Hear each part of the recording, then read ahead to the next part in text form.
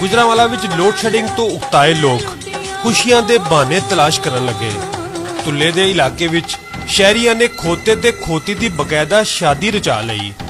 Band बाजियां नाल खोते दी बरात बड़ी धूम-धाम नाल इलाके विच पहुंची ते फुल्लां दियां पत्तियां निछावर करके बरात दा भरपूर इस्तकबाल किया गया।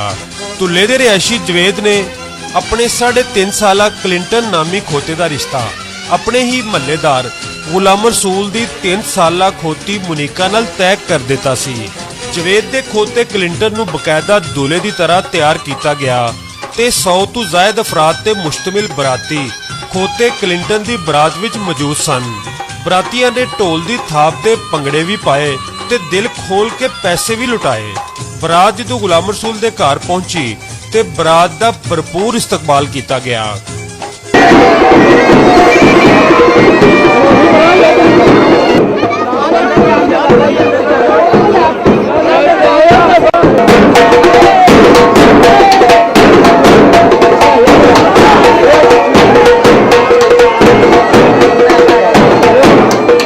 मिलने की रस्म तो बाद बरातियां नूं ठंडे मशरूबात भी पेश किए गए, जिदे बाद बरातियां दी तवाज़ो वन डिश की पाबंदी नूं मलहूजे खातर रखदे होया छोटे गोशत ते नान नाल कीती गई सी।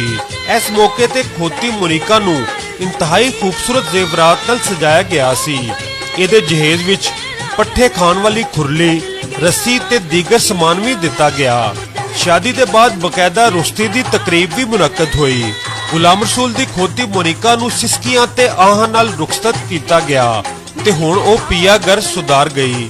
गुजरांवाला विच बदतरीन लोड शेडिंग ने लोकां नूं ज़हनी अजियत विच मुबतला कर दिता है ते हुण लोग यह काम करके अपना दिल बहलाने की कोशिश विच मसरूफ ने।